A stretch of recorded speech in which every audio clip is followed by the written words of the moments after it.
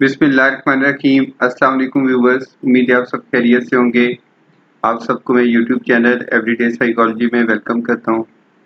आज हम industrial organisational psychology के एक इम्पॉर्टेंट टॉपिक मार्केट सेगमेंटेशन के बारे में पढ़ेंगे। आगे बढ़ने से पहले चैनल को सब्सक्राइब कर लें और बेल आइकन को प्रेस कर लें ताकि आपको अपकमिंग वीडियोस मिलती रहें। सबसे पहले हम कुछ टर्म्स हैं, कुछ डेफिनेशंस हैं, हम उनको स्टडी करते हैं और उसके बाद हम मार्केट सेगमेंट और सेगमेंटेशन की बात करेंगे। अ मार्केट, सबसे पहले मार्केट होती क्या है? A market is a group of potential customers with similar needs who are willing to exchange something with sellers offering goods or services that is ways of satisfying those needs. In simple words,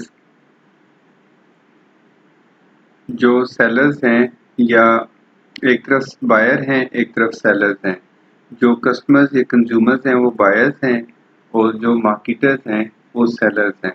तो वो बेचते हैं चीज़ें, exchange होता है उनके दरमियान में, एक एक्सचेंज प्रोसेस है, यानी आप पैसे देते हैं, जो कस्टमर और कंज्यूमर हैं वो पे करते हैं और उसके रिस्पांस में उन्हें या गुड्स यानी प्रोडक्ट्स मिलती हैं या सर्विसेज, जैसे बैंक सर्विसेज प्रोवाइड करता है, हॉस्पिटल सर्विसेज प्रोवाइड करता है, सेलुलर कंपनी सर्विसेज प्रोवाइड करती हैं।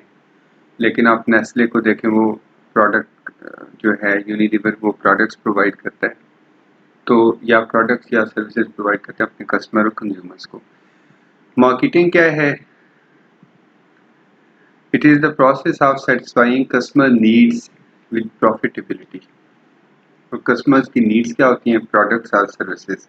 Satisfying customer needs with profitability is marketing. Positioning, it refers to how customers think about proposed or present brands in a market. It is a realistic view of products or services. एक तो एक तो वो एक brand image है या एक product का इमेज है जो कि जब मार्केटर बनाता है और उसको मार्केट में लॉन्च करता है, उस वक्त पता चलता है, मार्केट में सप्लाई करता है, तो वो उसके माइंड में होता है कि ये इतनी एक्सपेंसिव है या लोग इसको कैसे परसीव करेंगे, लोग इसे बहुत पसंद करेंगे, they would be willing to pay. लेकिन एक वो है जो एक्चुअल उस पोजीशन मार्केट को में मिलती है एक प्रोडक्ट को, किसी एक ब्रांड को, किसी कंपनी की प्रोडक्ट्स को या सर्विसेज को। एक तो वो जो एक्चुअल उसको वहाँ पे जो उसके बारे में माइंडसेट बनता है, एक स्कीमा बनता है कस्टमर्स का स्पेसिफिक ब्रांड के बारे में, उसको कहते हैं मार्केट में पोजीशनिंग। अब आप देख सकते हैं डिफरेंट प्रोडक्ट्स का ब्रांड इमेज डिफरेंट है, उसकी मार्केट पोजीशनिंग डिफरेंट है। तो इससे बहुत फ़र्क पड़ता है कि आपके कस्टमर्स और कंज्यूमर्स क्या सोचते हैं आपके बारे में। तो जो वो सोचते हैं वो आपकी मार्केट में पोजीशन है। आप अपनी मार्केट में पोजीशन आपकी जो डिटरमिन है वो कस्टमर करेंगे। उसके बाद है मार्केट सेगमेंट। सेगमेंट कहते हैं एक पार्ट को, एक बड़ी ब्रॉडर मार्केट में एक सब मार्केट को कहते हैं segment. A market segment is relatively homogeneous group of customers who will respond to a marketing mix in a similar way। यानी अगर आपके पास एक ब्रॉडर मार्केट है और उसको हम अक्रॉस जेंडर या अलॉन्ग जेंडर लाइंस हम उसको कर दें, उसको डिवाइड कर दें, तो उसमें एक ब्रॉडर मार्केट में लेट्स से कि उसमें 2000 आपके पास कस्टमर हैं, 1000 बॉयज़ 1000 गर्ल्स। तो आप अलॉन्ग जेंडर लाइंस इसकी डिवीजन कर दें और आप एक ब्रॉडर मार्केट को 2 सब मार्केट्स बनाएं, one market for boys and the other market for girls. तो इन दोनों पे जो मार्केटिंग मिक्सेस हैं वो डिफरेंटली अप्लाई होंगे।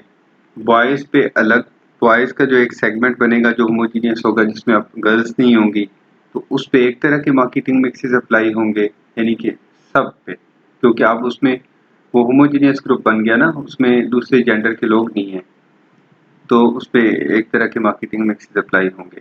और जब दूसरे पे जाएंगे तो उस पे एक तरह के अलग से होंगे।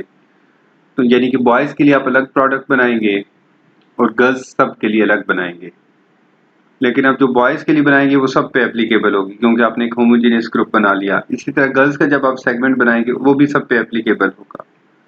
तो ये होता है मार्केट सेगमेंट, यानी एक ब्रॉडर मार्केट में जो स्मॉल मार्केट्स हैं या जो सब मार्केट्स हैं उसको मार्केट सेगमेंट कहते हैं।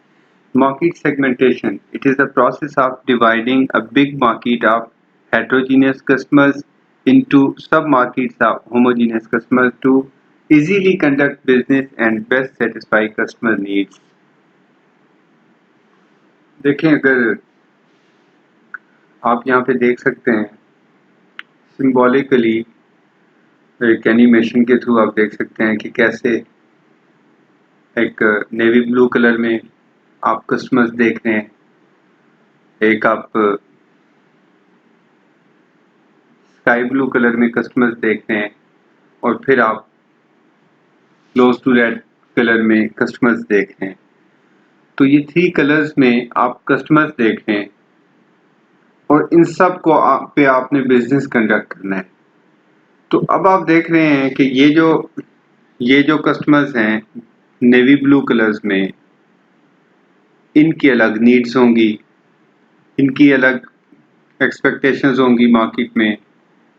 उसके बाद आप ये देख रहे हैं जो स्काई ब्लू कलर के लोग हैं इनकी अलग हैं, और जो ये रेड कलर के लोग हैं इनकी अलग हैं, और नेवी ब्लू कलर के लोगों की अलग हैं। तो इसका मतलब ये जो हमारी एक कंबाइंड मार्केट है इसके अंदर तो ये हेट्रोजीनियस है क्योंकि इसमें डाइवर्सिटी है।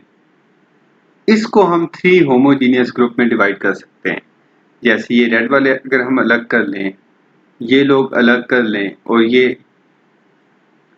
स्काई ब्लू वाले अलग कर लें, अगर इसकी 3 सब मार्केट्स बना सकते हैं, लेकिन जब वो सब मार्केट्स बनाएंगे वो होमोजीनियस होंगी क्योंकि उसमें उनमें फिर एक जैसे लोग होंगे। जैसे एक सब मार्केट ये बन गई।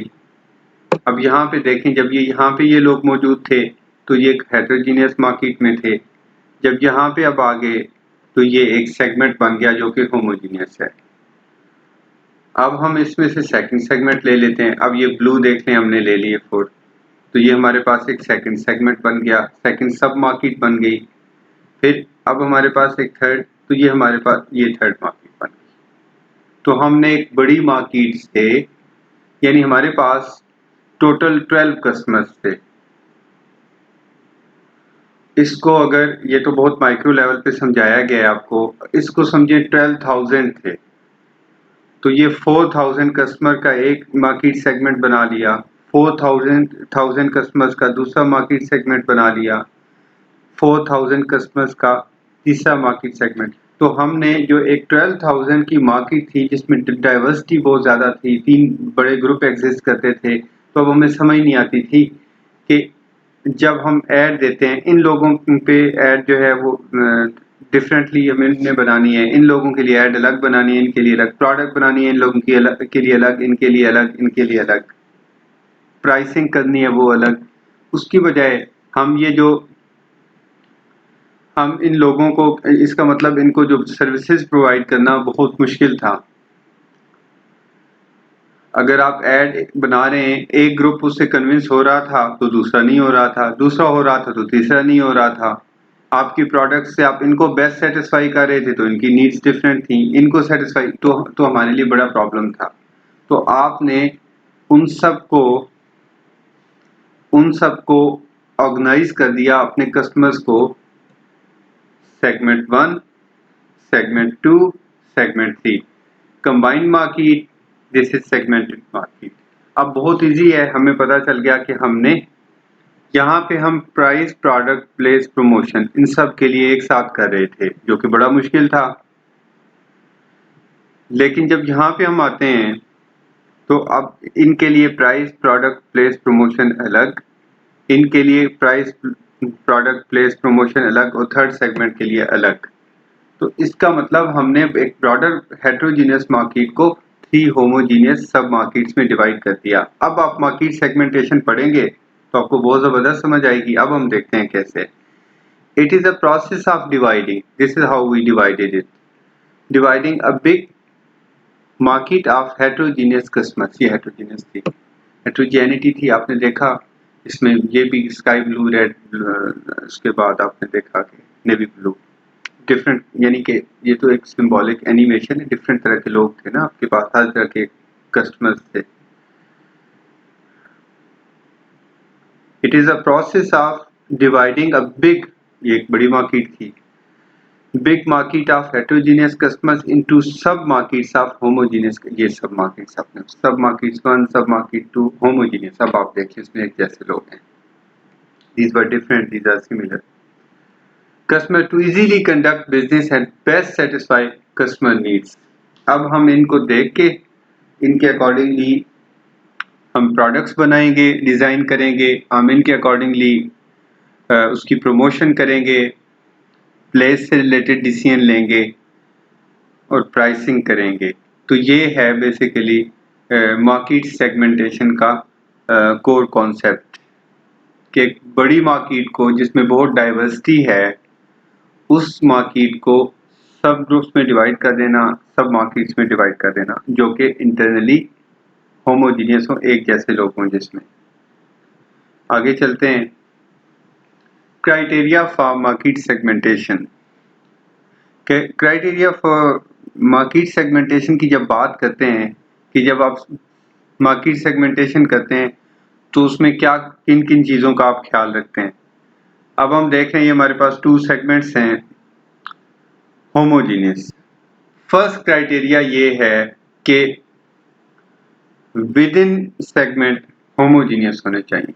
ये विद इन सेगमेंट आप देख लें एक जैसे लोग हैं, सेगमेंट 1 में, सेगमेंट 2 में भी एक जैसे लोग हैं। तो the customers in a segment should be as similar as possible with respect to their likely responses on marketing mix and the segmenting dimension.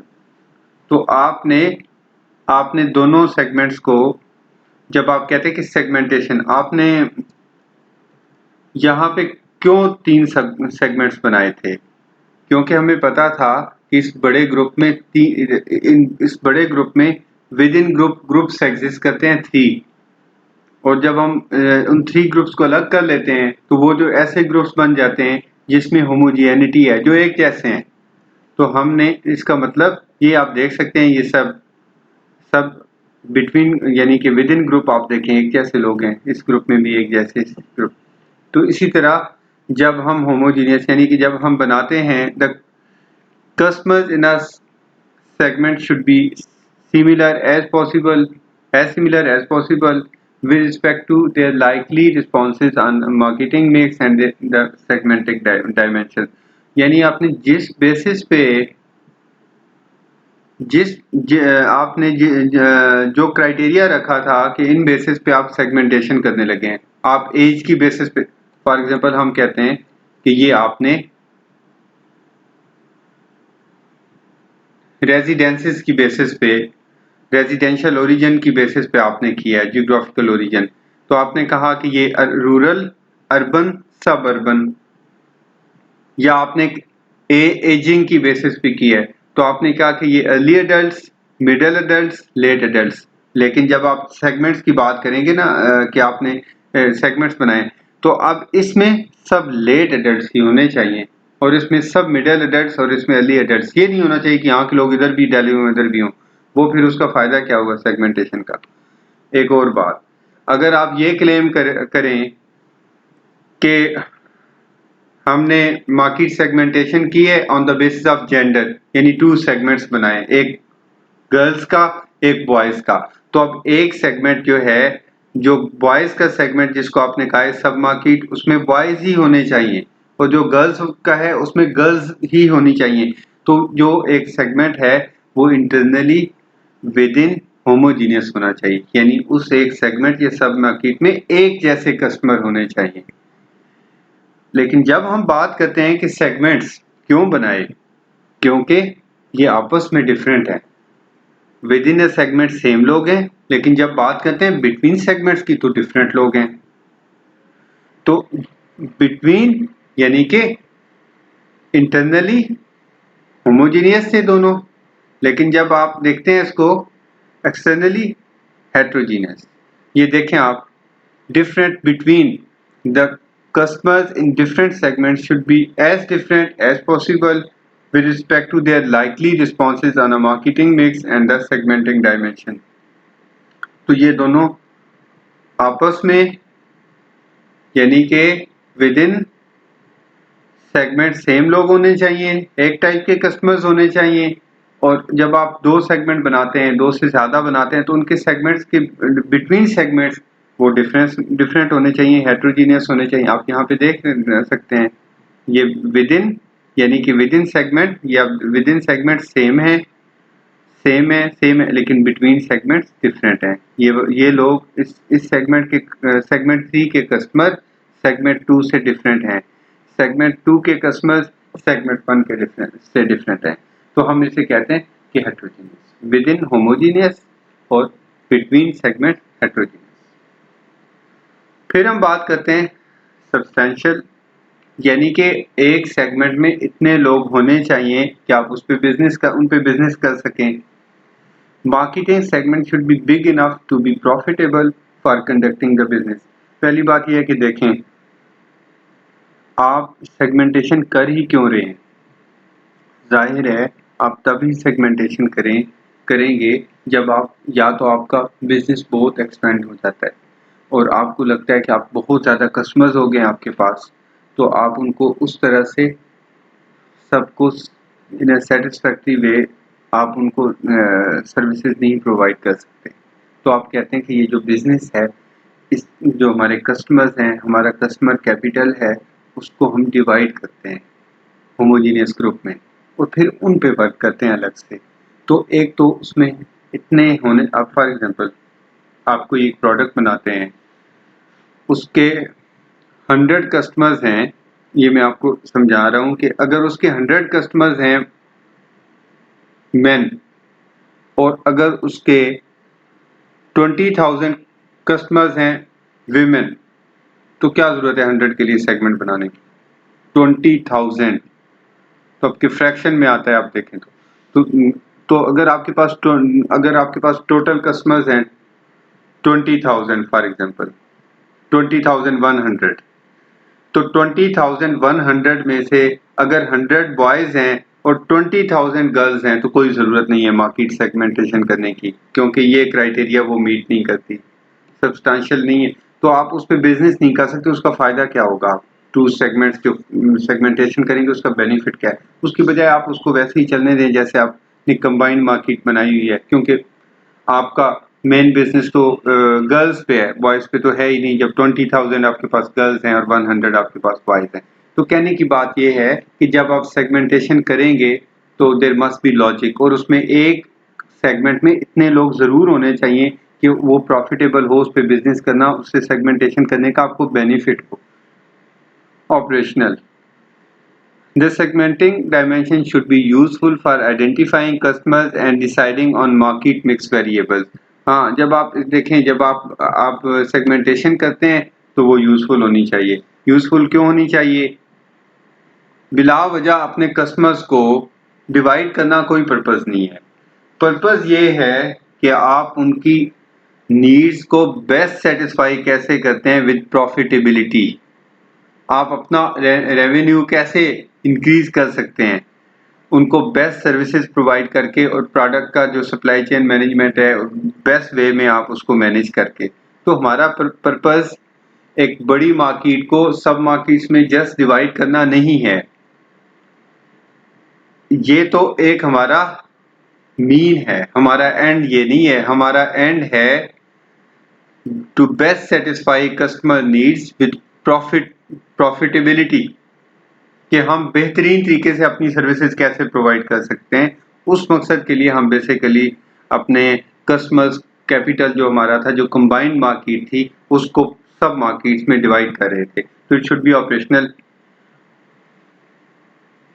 तो अगर ये 4 पॉइंट्स क्राइटेरिया मीट करे, आप जब सेगमेंटेशन करते हैं तो ये 4 पॉइंट्स क्राइटेरिया जो है अगर आप उसको मीट करते हैं तो आपको देन सेगमेंटेशन करनी चाहिए, अदरवाइज कंबाइंड मार्केट अप्रोच आप यूज कर लें। अब हम बात करते हैं, सबसे पहले हम बात करते हैं ऑल कस्टमर नीड्स, फिर हम बात करते हैं some generic market, one broad product market. उसके बाद हम बात करते हैं ये जब आप यहाँ तक बात करते हैं तो हम क्या कर रहे होते हैं, narrowing down to specific product market. सबसे पहले आपने कहा कि सारे कस्टमर्स, तमाम कस्टमर्स की नीड्स क्या थी। फिर आपने कहा सम जेनेरिक मार्केट, के उसमें से आप स्पेसिफिक हो गए कि जो वो customer, generic market means customer generally with similar needs, all customer needs. हम तमाम कस्टमर्स की नीड्स को सेटिस्फाई नहीं कर सकते, दुनिया के तमाम कस्टमर्स हमारी टारगेट मार्केट नहीं हो सकते। तो हमने एक बार देखा कि ऑल कस्टमर्स नीड्स क्या हैं, आपकी प्रोडक्ट कैटेगरी में या आपकी सर्विस की कैटेगरी में कस्टमर्स जो हैं सब, उनकी नीड्स क्या हैं। फिर हम इसको नैरो डाउन करते हैं और फिर कहते हैं सम जेनेरिक मार्केट मीन्स उनमें से वो कौन से कस्टमर्स हैं जिनकी नीड्स एक जैसी हैं, क्योंकि उसमें डाइवर्सिटी होगी। जितना बड़ा ग्रुप होगा इतना हेटेरोजीनियस होगा, इतनी उसमें डाइवर्सिटी ज्यादा होगी।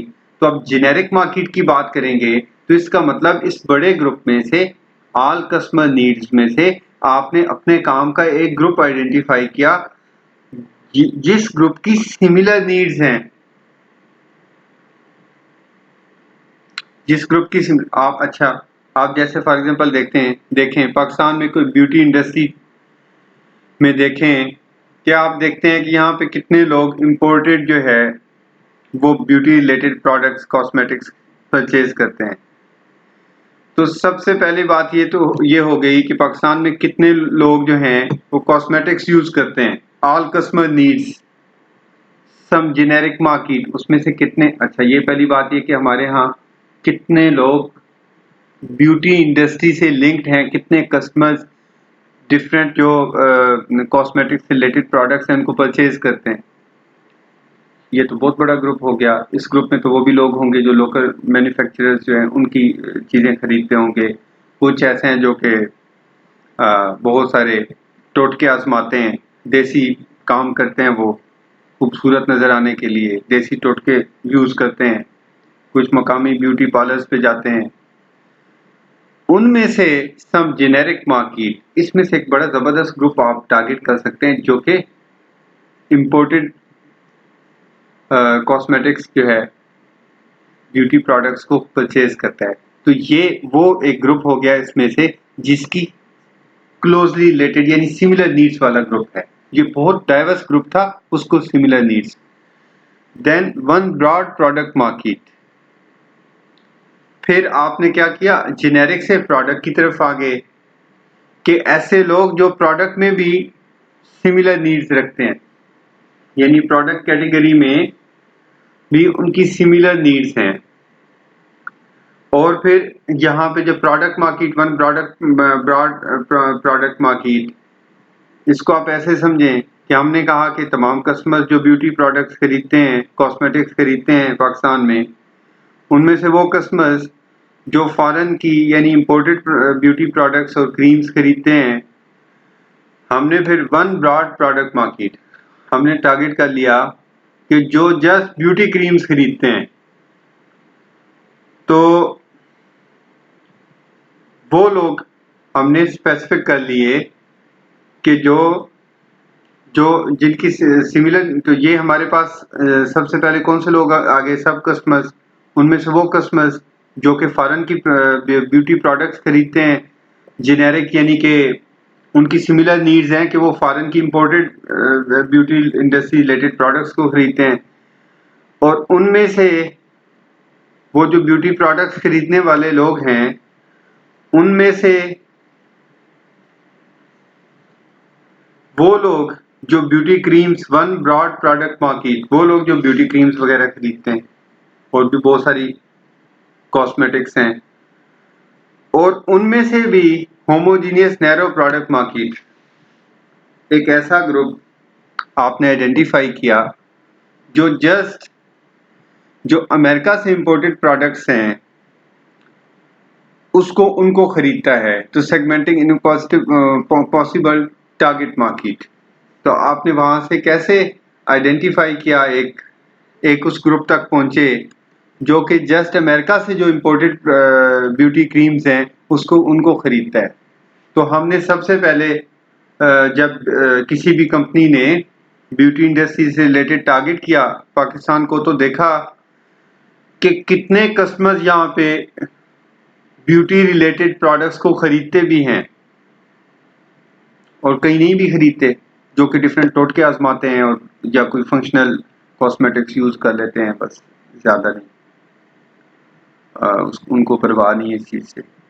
और जो खरीदते हैं उनमें से देखा सब जेनेरिक मार्केट कि जो खरीद रहे हैं यहाँ पे सब कस्टमर जो हैं उनमें से जो खरीद रहे हैं उनमें से देखा कि जेनेरिक मार्केट कौन से ऐसे हैं जो इंपोर्टेड खरीदते हैं, उनमें से कौन से ऐसे हैं जो वन ब्रॉड प्रोडक्ट मार्केट जो ब्यूटी क्रीम्स खरीदते हैं, वाइटनिंग क्रीम्स खरीदते हैं, और उनमें से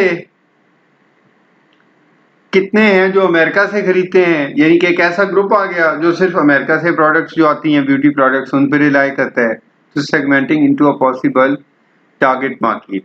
इस तरह अब अगर आप चाहें ये अपने पाकिस्तान से एक ग्रुप ले लिया, आप इंडिया से ले लें, आप चाइना से ले लें, इस तरह से आपने छोटे छोटे सेगमेंट्स कैसे आइडेंटिफाई कर लिए, कैसे आपने एक ब्रॉड मार्केट से एक नैरो डाउन किया और एक सेगमेंट तक पहुंच गए, उस ग्रुप तक जो जिस ग्रुप के सारे लोगों की एक जैसी प्रेफरेंसेस हैं।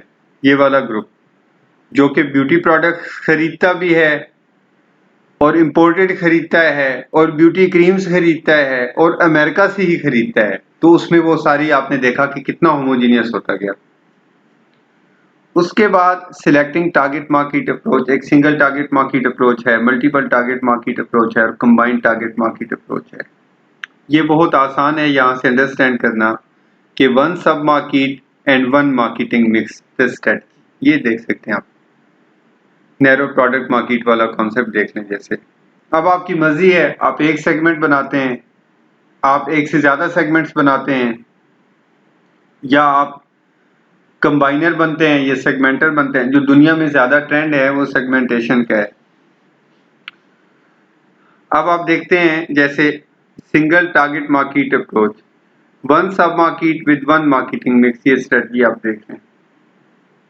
यानी कि आपने एक ही सेगमेंट, जैसे अब आप यहाँ पे हमने लिया था एक ही, अब हमारे पास सेगमेंट है इस वक्त तक, बाद में अगर इसको फर्दर डिवाइड करना चाहते हैं वो भी कर सकते हैं। जैसे स्टेट लेवल पे डिवाइड कर लें, आप एक पाकिस्तान का ले लें सेगमेंट, इंडिया से ले लें तो आप ले सकते हैं, जियोग्राफिक सेगमेंटेशन कर सकते हैं ना। लेकिन आप कहते हैं कि आपने एक ही सेगमेंट लिया है, तो अब इस एक सेगमेंट के लिए आप इस एक सेगमेंट के लिए एक ही मार्केटिंग मिक्स अप्लाई करेंगे। मींस इस एक सेगमेंट के लिए प्रोडक्ट प्राइस प्लेस प्रमोशन करेंगे आप, सिंगल सेगमेंट और one strategy, one sub market and one marketing mix. तो एक ये ऑप्शन है। उसके बाद है multiple target market approach, two और more segments, sub markets and different marketing mixes. अब फॉर एग्जांपल हम इसी पे बात करते हैं, ये यहाँ से तो अब चलते हैं, ये आपने एक पाकिस्तान का बना लिया, एक इंडिया का बना लिया, आपने एक चाइना का बना लिया। तो ये पाकिस्तान का जो फर्स्ट जो एक सेगमेंट है इस पे अलग मार्केटिंग स्ट्रेटजी यानी marketing mix, product price place promotion इसके लिए अलग, इंडिया वाले के लिए प्रोडक्ट प्राइस सेगमेंट के लिए प्रोडक्ट प्राइस प्लेस प्रमोशन अलग, और चाइना के लिए जो मार्केटिंग मिक्सेस हैं वो अलग। टू और मोर सब markets with different marketing mixes. ये हमने यहाँ से देखे मेहनत करते हुए एक ग्रुप बनाया था, पाकिस्तान से एक ऐसा ग्रुप आइडेंटिफाई कर लिया था, एक ऐसा सेगमेंट जो होमोजीनियस है, जो कि ब्यूटी प्रोडक्ट्स खरीदते हैं, जो कि फॉरेन की खरीदते हैं, इम्पोर्टेड खरीदते हैं, इम्पोर्टेड खरीदने के बाद वो ब्यूटी क्रीम्स खरीदते हैं और ब्यूटी क्रीम्स जो हैं वो खरीदने के बाद अमेरिका से ही खरीदते हैं। तो हमने ये एक ग्रुप बनाया था पाकिस्तान से। अब ऐसा ही एक ग्रुप इंडिया से बना लें, अब ऐसे ही एक ग्रुप चाइना से बना लें। ये पहला ग्रुप जो है पाकिस्तान का, उस पर स्ट्रेटजी वन, यानी इस ग्रुप पे ये एक सेगमेंट है और उस पर एक अलग मार्केटिंग मिक्स अप्लाई होगा।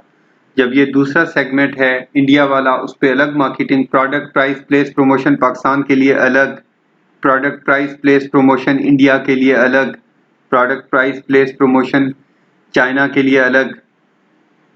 उसकी बड़ी लॉजिकल रीज़न है। आप पाकिस्तान में देखें, हमारे जो आप के जो करेंसी है उसके रेट्स देखें आप क्या हैं। जब हम उसे डॉलर से एक्सचेंज करते हैं तो हमारा कहाँ स्टैंड करता है, इंडिया का कहाँ पे स्टैंड करता है, चाइना का कहाँ पे स्टैंड करता है।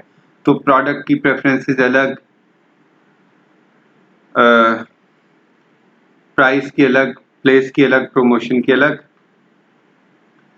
तो इस तरह से जो सेगमेंटर हैं, दे मेक वन और मोर heterogeneous segments and apply different marketing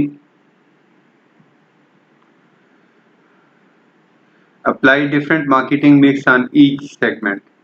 They try to, और combiner जो वो क्या करते हैं, अच्छा जो segmenter होते हैं not heterogeneous, homogeneous, they make one or more homogeneous segments and apply different marketing mixes on each segment. जैसे ये एक homogeneous group था, क्योंकि segment कहते ही उसको हैं जिसमें एक जैसे लोग हों। तो they make one or more homogeneous segment and apply different marketing mix on each segment. जैसे हमने यहाँ पे जो मल्टीपल टारगेट मार्केट अप्रोच थी, हमने यहाँ पे 3 सेगमेंट्स बनाए, ये आपके सामने 3 सेगमेंट्स बनाए और उन पे अलग अलग स्ट्रेटजीज अप्लाई की। स्ट्रेटजी 1 2 3 2 3 यानी उन पे मार्केट सेगमेंट भी अलग बनाए। ये पाकिस्तान का सेगमेंट, इंडिया का सेगमेंट, चाइना का सेगमेंट। पाकिस्तान के लिए मार्केटिंग मिक्स अलग, 4 पीस अलग, इनके लिए 4 पीस अलग, इंडिया के लिए 4 पीस अलग और चाइना के लिए 4 पीस अलग।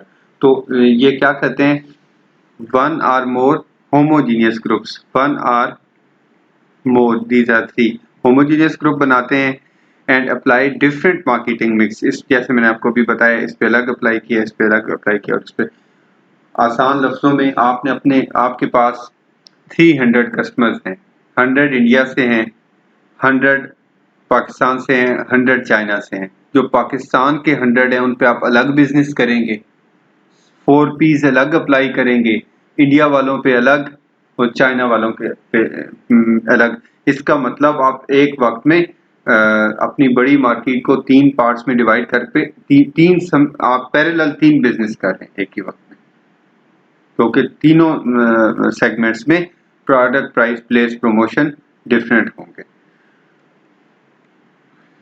अब हम देखते हैं generic market definition and product market definition, और उसमें डिफरेंस क्या है ये हम आइडेंटिफाई करने की कोशिश करेंगे। सबसे पहले हम देखते हैं कि जेनेरिक मार्केट कहते किसे हैं। This is a generic market definition, customer user needs plus customer types plus geographic area.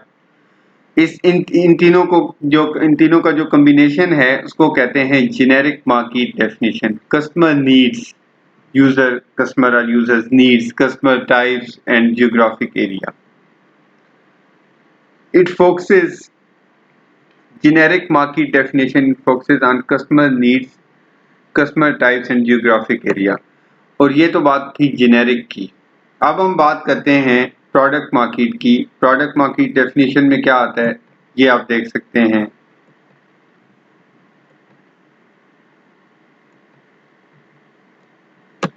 Product market definition में प्रोडक्ट मार्केट जो है उसको भी आप उसमें ऐड करते हैं, प्रोडक्ट टाइप को भी एंड प्रोडक्ट टाइप। तो ये प्रोडक्ट टाइप जो है वो उसमें यहाँ पे आप उसको भी ऐड कर लेते हैं, प्रोडक्ट टाइप को।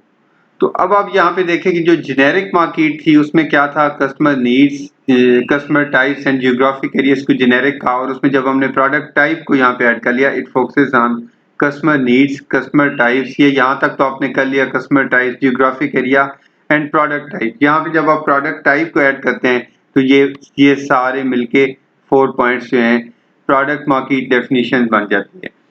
अब मेजर डिफरेंस क्या है, जो जेनेरिक मार्केट है इसमें जो कस्टमर्स की नीड्स हैं और कस्टमर टाइप्स हैं, दे हैव सिमिलर नीड्स, और उसमें डिफरेंट टाइप्स के कस्टमर्स होते हैं और जियोग्राफिक एरिया होता है उनका एक स्पेसिफिक। इनकी जो नीड्स को सेटिस्फाई करते हैं उसमें बहुत डाइवर्सिटी होती है।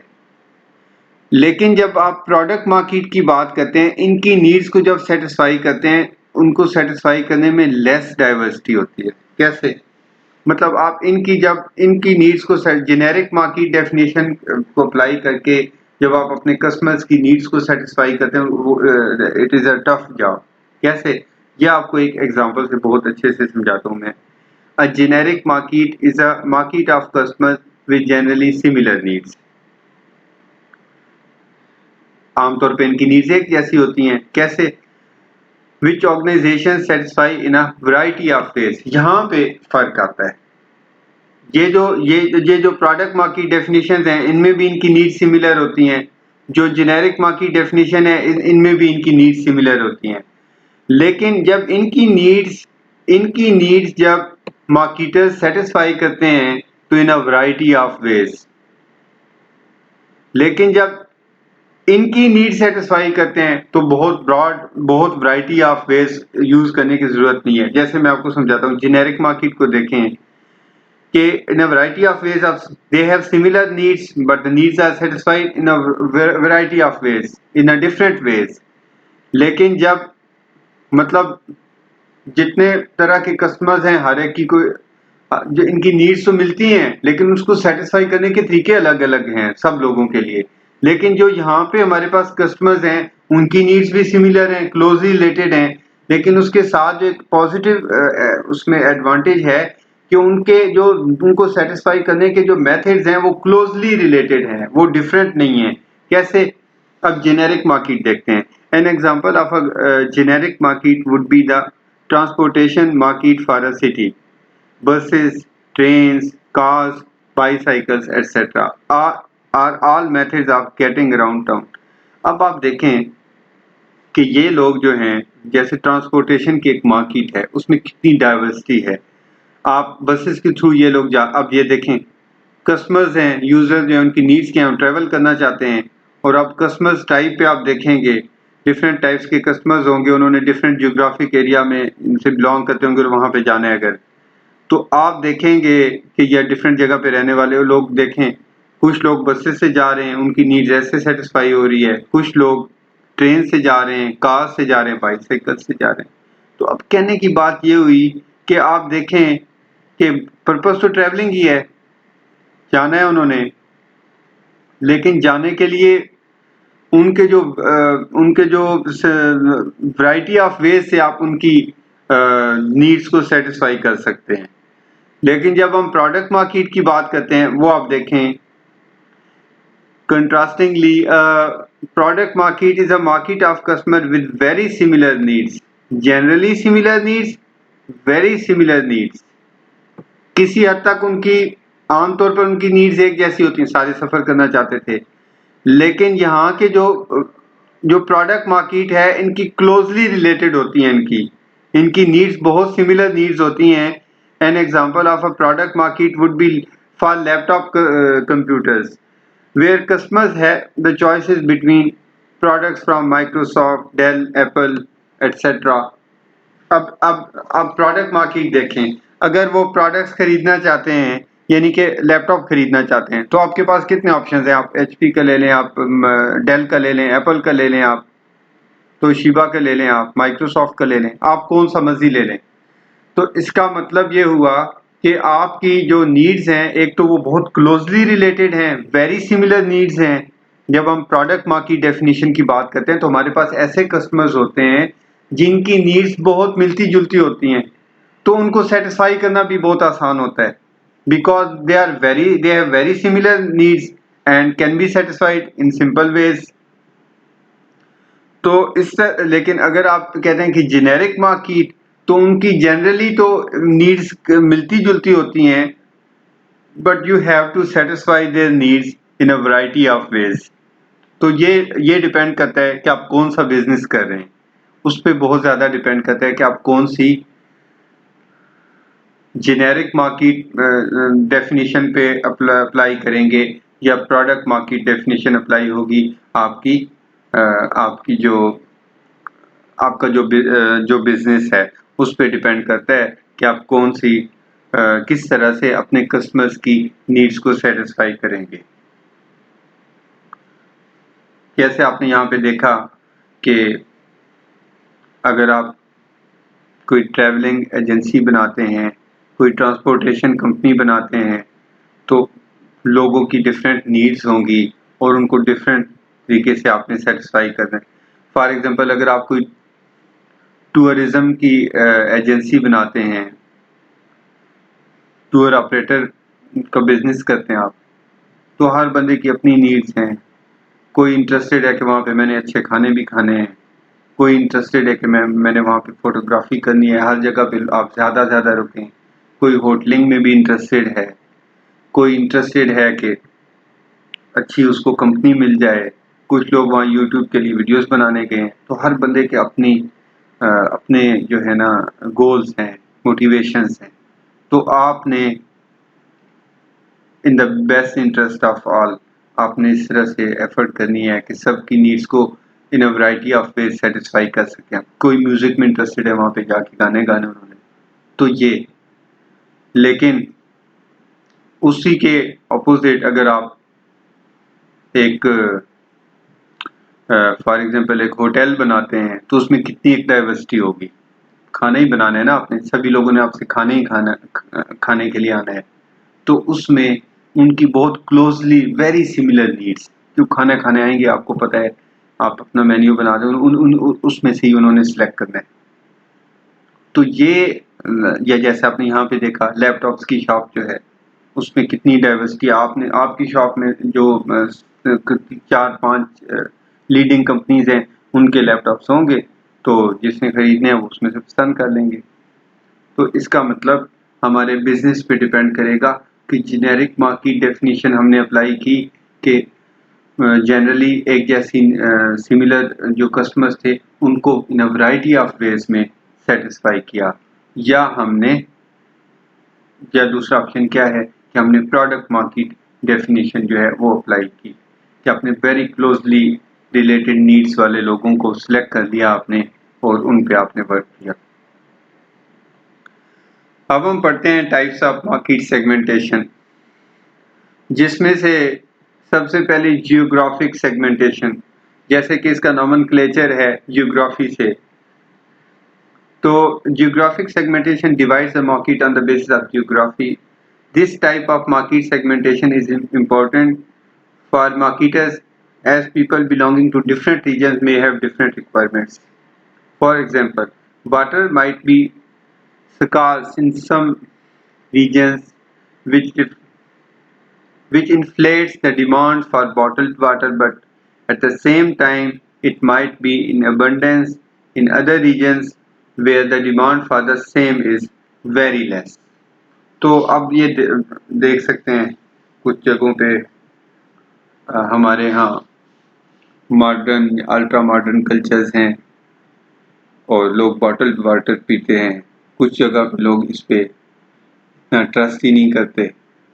अब आप देख सकते हैं अक्रॉस द वर्ल्ड कुछ नेशंस जो हैं वो वैक्सीनेशन पे बहुत स्ट्रांगली बिलीव कर रही हैं, कुछ बिल्कुल भी नहीं कर रही। कुछ में इवन स्टेट लेवल पे स्टिल कंफ्यूजन पाई जा रही है। उनके स्टेट के जो हेड हैं वो उनके आप स्टेटमेंट सुन रहे हैं कि हम लोगों को जो है फोर्स नहीं कर सकते। हमारे यहाँ आप देख रहे हैं कि फोर्स किया जा रहा है, खासकर जो एम्प्लॉयज़ हैं उनको प्रॉपर डेडलाइंस दी जा रही हैं। जैसे हमें 5 जून की डेडलाइन दी कि आप तब तक वैक्सीनेशन करवा लें, नहीं तो आप लोगों की पे बंद कर देंगे। तो इस तरह से आप देख सकते हैं बड़ी डाइवर्सिटी है जियोग्राफी के साथ ही कि कहाँ के लोग क्या पसंद करते हैं। तो ये उसके अकॉर्डिंगली आप बिजनेस कंडक्ट कर सकते हैं। खासकर मल्टीनेशनल ऑर्गेनाइजेशंस का जो बिजनेस है वो तो बहुत ज़्यादा जियोग्राफिक सेगमेंटेशन से इन्फ्लुएंस होता है। People belonging to different regions may have different reasons to use the same product as well. Geographic segmentation helps marketer draft personalized marketing campaigns for everyone. तो सबसे पहले ये तो बड़ी इंटरेस्टिंग बात है, people belonging to different regions may have different reasons to use the same product as well.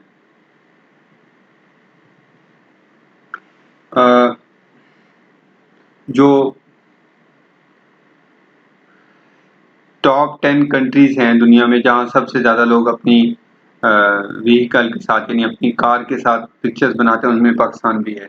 इसका मतलब ये हुआ कि हमारे यहाँ having a car is a status symbol, but in many countries it is not a fashion because it is indeed a need to travel in a comfortable way। तो हमारे यहाँ तो वो आप कभी सर्वेस पढ़े ना तो बहुत इंटरेस्टिंग आपको बातें पता चलती हैं। तो ये आप देखेंगे कि different people belonging to different regions may have different reasons to use the same product as well। एक मुल्क में आप देखेंगे एक ही चीज वो वहां पे उसको एज अ नीड यूज किया जा रहा है, दूसरी जगह पे वो स्टेटस सिंबल है। तो ये बड़ा फर्क पड़ता है कि आपने किसी की जो स्टेटस ड्राइविंग की जो नीड है उसको कैसे सेटिस्फाई करना है और जिसकी वैसे नीड है उसको कैसे सेटिस्फाई करना है, तो इससे बहुत फर्क पड़ता है। फिर आप देखते हैं geographic segmentation helps marketer draft personalised marketing campaigns for everyone. ये बड़ा इंपॉर्टेंट है कि आप जब जियोग्राफिक मार्केट पर्सनलाइज्ड मॉडिफाइड यानी जब आप जियोग्राफिक मार्केटिंग करते हैं तो आपको पता है कि एक रिलीजन के एक मुल्क के लोग क्या पसंद, आप देखें आपके जितने भी फूड से रिलेटेड आइटम्स हैं, डेयरी के आइटम्स हैं, कोल्ड ड्रिंक्स हैं, आप मोस्टली पे देखेंगे कि हलाल लिखते हैं या ये अंडरस्टूड है कि वो हलाल हैं, लेकिन बहुत सारी चीज़ों पे आप देखेंगे जब वही प्रोडक्ट आप दूसरे कंट्रीज में देखते हैं तो वहाँ पे हलाल का ट्रेडमार्क नहीं होता। ये है पर्सनलाइज्ड मार्केटिंग कैंपेन।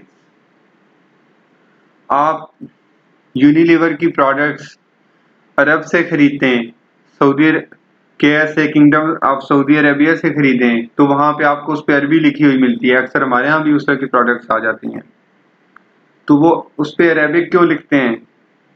तो ये इसका मतलब ये हुआ कि आप पर्सनलाइज मार्केटिंग कैंपेन जो है वो लॉन्च करते हैं कि आप यहाँ के इस रीजन के लोगों के लिए हमने ये लैंग्वेज लिखनी है, अगर मुस्लिम्स हैं तो हलाल का ट्रेडमार्क आपने उसके साथ लगाना है और इस तरह की चीज़ें। तो ये मॉडिफाई करते हैं अकॉर्डिंग टू द रीजन, जिस रीजन के लोगों की जिस तरह की नीड्स हों उसी तरह से उसको मॉडिफाई करके अपनी प्रोडक्ट्स को बेचते हैं, उसी तरह से एडवर्टाइजिंग कैंपेन्स लॉन्च करते हैं। तो ये फर्स्ट वन था geographic segmentation. Types of market segmentation में second one is demographic segmentation. Demographic segmentation जो है जिससे आप फेमिलियर होंगे क्योंकि आप खुद डेमोग्राफी जो है उस पर रिसर्च करते हैं और डेमोग्राफिक डिफरेंसेस को स्टडी करते हैं। Demographic segmentation divides the market on the basis of demographic variables like age, gender, marital status, family size, income, religion, race, occupation, nationality, etc. This is one of the most common segmentation practicing among marketers. The most common, सबसे ज़्यादा जो use हो रही है market segmentation दुनिया में वो demographic segmentation है। Demographic segmentation is seen almost in every industry like automobiles, उसके बाद beauty products, mobile phones, उसके बाद clothing, etc. And is set on a premise that the customer's buying behavior is hugely influenced by the demographics. Demography कहते हैं natural distribution, natural differences जो लोगों में exist करते होते हैं, जैसे इनकम ग्रुप, जैसे एज ग्रुप, जैसे जेंडर, जैसे फैमिली साइज और इस तरह marital status, occupation, religion, education. तो ये डेमोग्राफिक सेगमेंटेशन करते हैं। इसकी बेसिस पे डेमोग्राफिक कैरेक्टरिस्टिक्स की बेसिस पे, जेंडर की बेसिस पे कर सकते हैं, रिलीजन की बेसिस पे कर सकते हैं, एज की बेसिस पे कर सकते हैं, मैरिटल स्टेटस की बेसिस पे कर सकते हैं। उसके बाद है behavioral segmentation. Third one is behavioral segmentation. The market is also segmented based on audience behavior, usage, preference, choices, and decision making. The segments are usually divided based on their knowledge of the product and usage of the product. हाँ, इसमें हम देखते हैं कि लोगों का product से related knowledge कितना है और उनका यूजेज क्या है। देखें, जब हम बात करते हैं नॉलेज की तो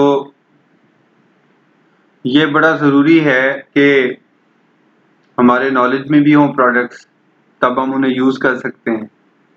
तो जब हमारे नॉलेज में ही नहीं होती, अब जैसे जो एडवर्टीजमेंट कैंपेन लॉन्च करते हैं उसके आप देखें, उसका एक पर्पस नहीं है, उसके टू पर्पसेस हैं। एक तो ये है कि आपने जो ऑलरेडी आपके कस्टमर्स हैं, आप उनके लिए तो वो रिमाइंडर ऐड है, लेकिन जो नए लोग हैं उनके लिए वो पायनियरिंग ऐड है। वो कैसे? उनके लिए तो रिमाइंडर नहीं है, ये उनके लिए कंपेटिटिव ऐड है, इसलिए कि उन कस्टमर्स का तो नॉलेज ही नहीं है। जैसे आज हम जिन प्रोडक्ट्स के बारे में जानते हैं, हम तो जानते हैं, तो हमें तो उसके बारे में रिमाइंडर ऐड देते हैं। आज से 20 साल बाद जो आगे लोग आएंगे वो तो नहीं जानते होंगे। उनके लिए फिर अगर आपने कंपनी को जिंदा रखना है तो उनके नॉलेज में लेके आए, उनकी इंफॉर्मेशन में ऐड करें कि ये प्रोडक्ट है और इसके ये फीचर्स हैं और ये क्वालिटीज हैं। और एक तो ये बात हो गई। और दूसरा वो ग्रुप है जो उसको यूज करता है, उन पे आप किस तरह से वर्क करते हैं। It is believe that the knowledge of the product and it's use affect the buying decision of an individual. तो ये तो बहुत क्लियर बात है कि अगर आपको किसी चीज के बारे में क्लियर इन्फॉर्मेशन ही नहीं है तो आप उसके बारे में रिलेक्टेंट होंगे डिसीजन लेने में, या अगर आप ले भी लेते हैं तो आपको पोस्ट डिसीजनल डिसोनेंस होगी उसके बारे में कि आपने अगर प्रोडक्ट खरीद भी ली लेकिन आपको नहीं पता था कि इस कंपनी की बहुत हाई ग्रेडेड प्रोडक्ट्स हैं, बड़ी हाई क्वालिटी प्रोडक्ट्स हैं, तो आप पोस्ट डिसीजनल डिसोनेंस का शिकार हो सकते हैं कि ये मुझसे कोई गलत फैसला तो नहीं हो गया। लेकिन अगर आप बड़े वेल इन्फॉर्म्ड कस्टमर हैं और अगर बहुत वेल इन्फॉर्म्ड कंज्यूमर हैं, आपका बहुत ज़बरदस्त नॉलेज है प्रोडक्ट्स के बारे में, उसको स्टडी करते हैं आप, तो फिर आपका जो बाइंग डिसीजन होगा वो बहुत डिफरेंट होगा। तो the audience can be segmented into those who know about the product, जो उसके बारे में जानते हैं, those who don't know about the product, x users, potential users, current users, first time users. तो अब ये देखें कि एक कंपनी ने अपने जो यूजर्स होंगे उनके कितने सेगमेंट्स बना दिए। First time users, current users जो रेगुलरली यूज कर रहे हैं, पोटेंशियल यूजर्स जो यूज कर सकते हैं, एक्स यूजर्स जो अब यूज नहीं करते पहले करते थे, और वो जो उसके बारे में they don't know about the product and those who know about the product and those who no not. तो इसका मतलब ये हुआ कि कितने, आप देखें कितनी डिवीजन्स बनती हैं किसी एक प्रोडक्ट के बारे में। हम देखते हैं फॉर एग्जांपल, हम एक प्रोडक्ट को देखते हैं, मैं आपको उसकी एग्जांपल देता ताकि आप उसको समझ सकें। कोका कोला के बारे में, I must place myself somewhere in these classifications. The audience can be segmented into those who know about the product. जी मुझे भी पता है कोका कोला के बारे में, और ये भी पता है कि उसके नुकसानात कितने ज़्यादा हैं, भी फूड साइंसेस वाले बहुत ज़बरदस्त बताते हैं। उसके बाद those who don't know about the product, वो तो बहुत कम लोग होंगे जिनको कोका कोला के बारे में पता नहीं होगा पाकिस्तान में। अब हम देखते हैं कि चले हमें तो पता है, इन दोनों में से तो हम नहीं हैं जो मतलब इन दोनों में से हम उनमें से नहीं है जिनको नहीं पता, हम उनमें से हैं जिनको पता है भी कोका कोला एग्जिस्ट करती है। अब देखते हैं कि यूज पे कहाँ पे हम x user, potential user, current user, first time user. तो अब मैं फर्स्ट टाइम यूजर तो नहीं हूँ, जिंदगी में कभी ना कभी तो कोका कोला पी ली होगी मैंने, तुझे याद नहीं मैंने कब लास्ट टाइम पी थी। करंट यूजर नहीं हूं मैं बिल्कुल भी, पोटेंशियल यूजर नहीं हो सकता, मतलब मैं इसको कभी नहीं यूज करूंगा इंशाल्लाह। एक्स यूजर, ये एक्स यूजर है हम, एक्स यूजर हूं, मैंने कभी यूज की, कभी पी थी जिंदगी में दोस्तों के साथ, कभी यूनिवर्सिटी लाइफ में, मुद्दत होगी फिर नहीं पी। तो इसका मतलब ये हुआ, अब आप खुद को यहाँ पे टेस्ट कर लें कि आप कौन से सेगमेंट में हैं। कोका कोला के रेफरेंस से जब हम सेगमेंटेशन करें just use of the product पे, तो आप कहाँ पे स्टैंड करते हैं। तो अब किन लोगों पे वर्क करने की जरूरत है, इन पे बड़ा वर्क करने की जरूरत है। पोटेंशियल यूजर्स जो कि यूज कर सकते हैं, करंट यूजर्स पे बड़ा वर्क करने की जरूरत है, फर्स्ट टाइम यूजर्स को ब्रांड लॉयल कस्टमर बनाने की जरूरत है, ठीक है। तो अब कहने की बात ये है, या those who don't know about the product उनको बताएं जी कि कोका कोला का बहुत फायदा है, आपको बताएं उनको कि इसके क्या क्या फायदे हैं। तो ये आप यूज करेंगे तो it's a slow poisoning, in fact it's a slow poisoning. तो लेकिन लोग उस पर बिलीव नहीं करते। तो कहने की बात ये है कि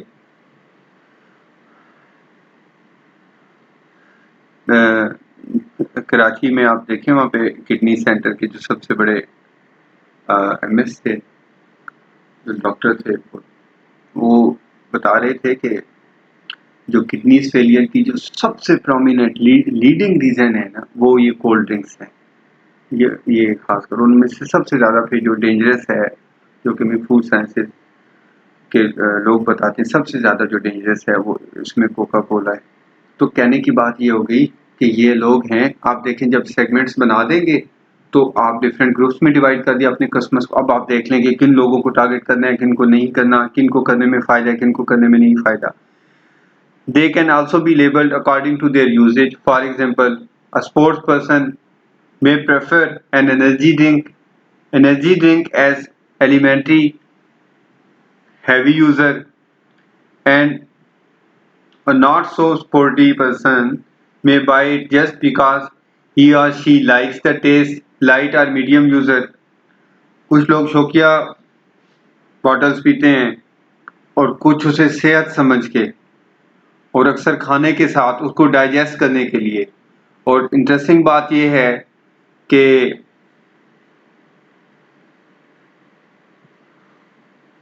हम हम जो हमारा डॉक्टर है वही हमें बीमार करता है, यानी कि जिसको डाइजेस्ट करने के लिए यूज करते हैं वही डाइजेस्टिव सिस्टम में मेजर प्रॉब्लम्स काज कर रहा है। तो कहने की बात ये हो गई कि ये अब डिपेंड करता है कि आप एलिमेंट्री हैवी यूजर हैं या मीडियम यूजर हैं।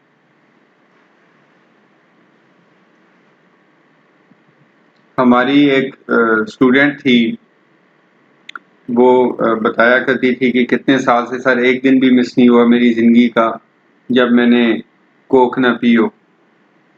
तो, तो इस तरह के हैवी यूजर्स भी हैं, और once in a blue moon कभी कभी कुछ लोग पी लेते हैं इसको, वो भी हो सकते हैं। तो आप इस तरह से बिहेवियरल लोगों के बिहेवियर पे सेगमेंटेशन करते हो। तो मैंने आपको एग्जांपल दी ताकि आपका कॉन्सेप्ट क्लियर हो जाए।